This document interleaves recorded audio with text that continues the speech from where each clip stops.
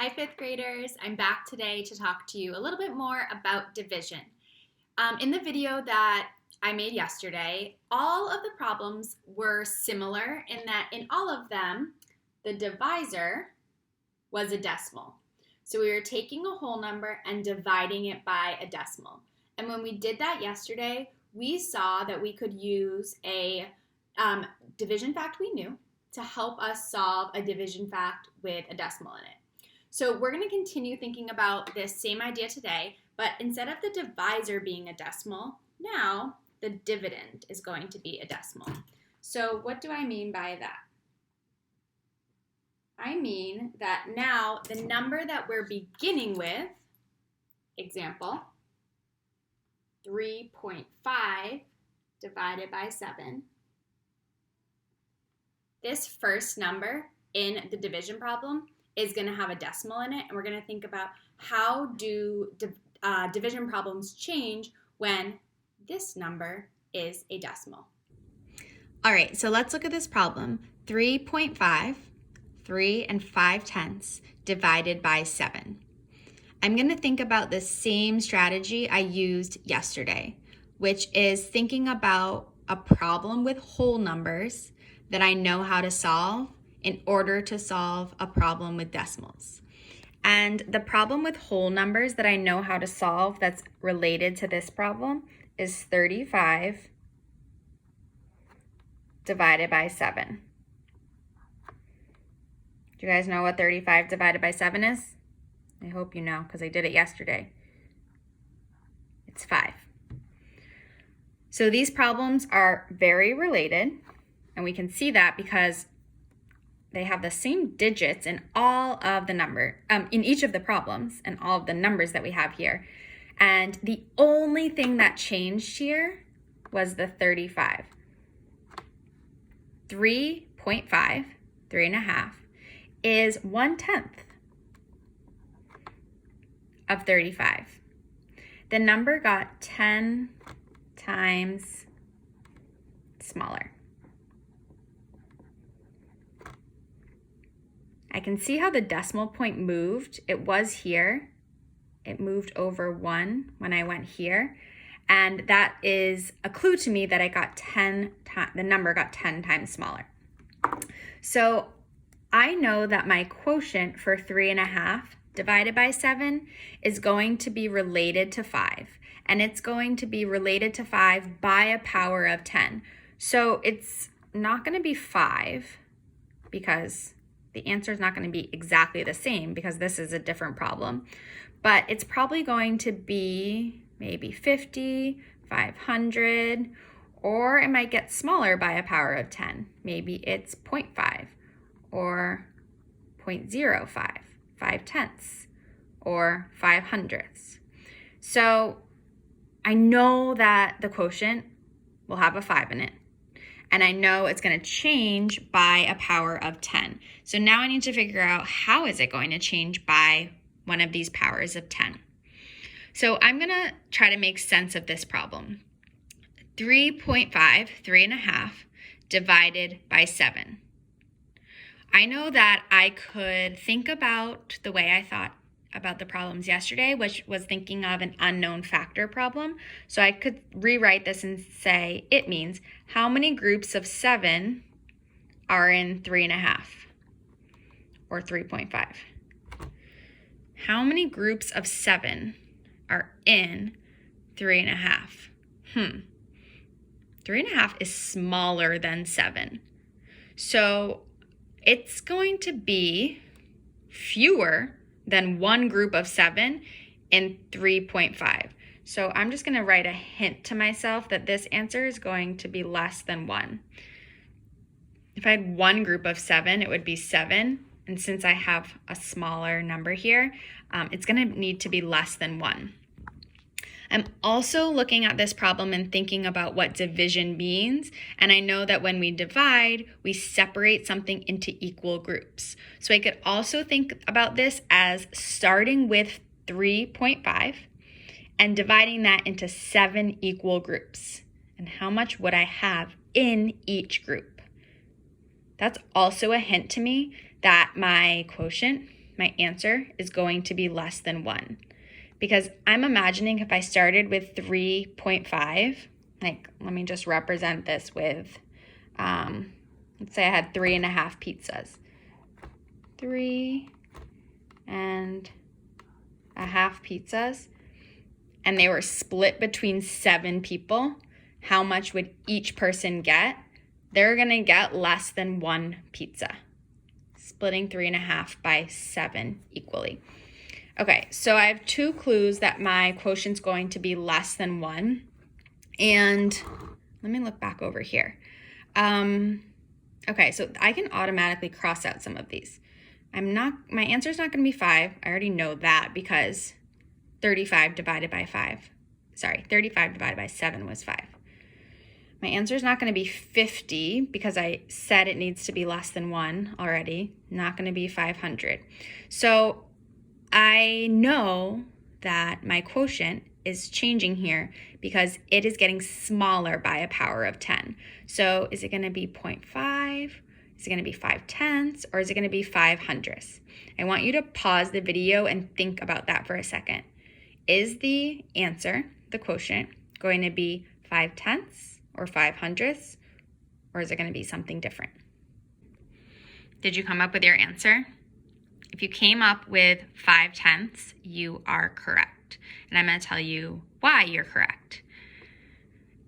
When we change a number in a division problem by a power of 10, the quotient is also going to change by the same power of 10. Yesterday, we saw that it did not change in the same way. For example, when I did 35 divided by 7/10, and I used 35 divided by 7 to do that, this divisor changed by a power of 10. 1 power of 10. It got smaller by 1/10. But we saw yesterday that the quotient grew by a power of 10. So they didn't change in the same way, but they both changed by 1 power of 10. This was 10 times smaller. This was 10 times bigger. So same thing is going to apply here. This dividend got 10 times smaller. This quotient is also changing by 10 times. And in this case, it got 10 times smaller as well. It would not change by 100 if this only changed by 10 times. So it got 10 times smaller. This is 1/10 of my original quotient. And that's because I'm starting with a smaller number. I'm starting with 3.5 and dividing it into 7 equal groups. And so I'm going to have a smaller power of 10 because if I have 3.5 and I split that up into 7 groups equally, those groups are going to get smaller. So let's look at a different problem now. Now we're thinking about 35/100ths divided by 7. And I'm going to start the same way I did before by thinking about a multiplication fact with whole numbers that I know the answer to, which is the same as above. 35 divided by 7 equals 5. I know that answer when I'm dealing with whole numbers, so now let's think about how that helps me when I'm dealing with decimals. Now we have 35/100ths. This number, 35, got 100 times smaller. 35/100ths is 1/100th of 35. So I already know that my quotient is going to change by either 100 or 1/100th. Now let me think, is it going to get 100 times larger or 100 times smaller? Well, let's try to make sense of this division problem. 35/100ths are pretty small, less than 1. And if I take 35/100ths and divide that into 7 equal groups, and try to think about how much will be in each group, it's certainly not going to be 500. The answer, the quotient would not be getting larger. 500 and into 7 equal groups, if there were 7 groups of 500,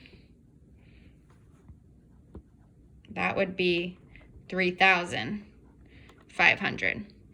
So I know that my quotient is going to change by a power of 10, and it's going to change by 1/100th. So my new answer is going to be 5/100ths. And I'm noticing here that there seems to be some connection between the number of decimal places to the right. There was 1 here, 1 here, and now I have 2 here and 2 here. Here are those 3 problems that we just solved. 35 divided by 7 is 5. 3 5/10 divided by 7 is 5/10. 35/100 divided by 7 is 5/100. In a moment, I want you to pause your video and think about or write about the relationship you notice between all 3 of these problems.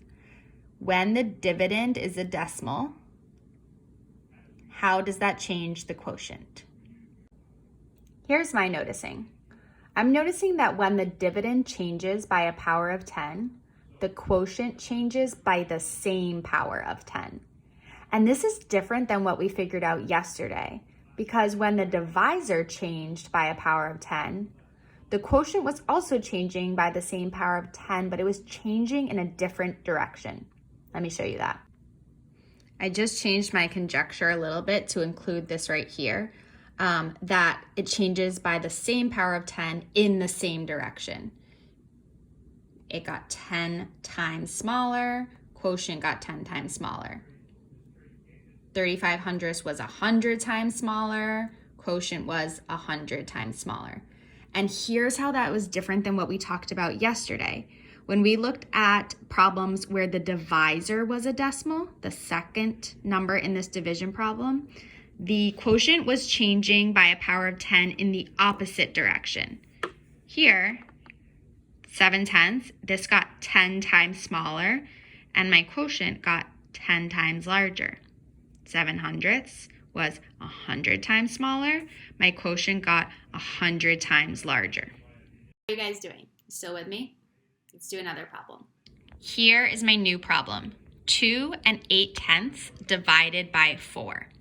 All right, so I'm gonna think about a division problem with whole numbers that I know the answer to help me solve this. And I know that 28 divided by 4 is equal to 7. So let's think about how my dividend changed from this problem that I know. It got smaller. 2 8/10 is smaller than 28. And I'm noticing that the decimal point moved over 1 place, which tells me it got 10 times smaller. 2.8, 2 8/10 is 1/10 of 28. So if I'm thinking about that conjecture I made before, I'm thinking that 7 is also going to change by a power of 10, and it's going to change in the same direction. So it's going to change and be 1/10. My new quotient will be 1/10 of 7, and that would be 7/10. Now let's see if that makes sense. I'm thinking about 2 8/10 and dividing that into 4 equal pieces, into 4 equal groups. And in each group, there will be 7/10. Yeah, that makes sense because 7/10 is smaller than 2 8/10. It would not make sense if this was 70 because that's way larger than 2.8. And that does not seem to make sense, because if I'm taking 2 and 8/10 and splitting it into 4 equal groups, it needs those groups and those pieces need to get smaller, not bigger. Here's a problem I want you to try on your own now. 48 hundredths divided by 8. So pause your video, write this problem down and solve, and then come back to see if your answer is correct. And remember, think about a division problem with whole numbers that you know that could help you solve this. Here's my work. I used the problem with whole numbers. 48 divided by 8 is equal to 6, because that's a division fact that I know. I saw that the 48 changed here by getting 100 times smaller. It's 1/100th of 48.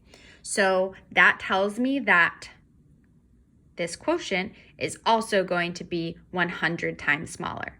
So I took the decimal point and I moved it over 2 times to get 6 hundredths. And I'm just going to check that this makes sense. And I'm seeing 48 hundredths divided by 8 is 6 hundredths. Yeah, that makes sense, because if I take 48 hundredths and split it into 8 equal groups, there will be a much smaller number in each group. Here's a summary of what I figured out so far about dividing when decimals are involved. In the video I made yesterday, I figured out the noticing that's on top of my board in blue. I figured out that when the divisor is a decimal, the quotient changes by the same power of 10 in the opposite direction. My quotient got 100 times greater, though my divisor got 100 times smaller. And today, I figured out that when the dividend is a decimal, the quotient changes by the same power of 10 in the same direction. That 35 got 100 times smaller, and my quotient got 100 times smaller. I looked at some problems where the dividend was a decimal, and we saw how that changed the quotient. Now, here's the tricky thing about dividing with decimals. It's sometimes hard to keep track of which way the quotient changes. Does it change by the same power of 10 in the same direction or the opposite direction? So something that I'm going to leave you with today is once you get your answer, you really need to double check to see if it makes sense. If I did 3.5 divided by 7, so I was taking 3.5 and I was splitting it into 7 equal groups, and I got the answer of 50, that would not make sense. So that gives me a hint that I probably changed the quotient in the wrong direction.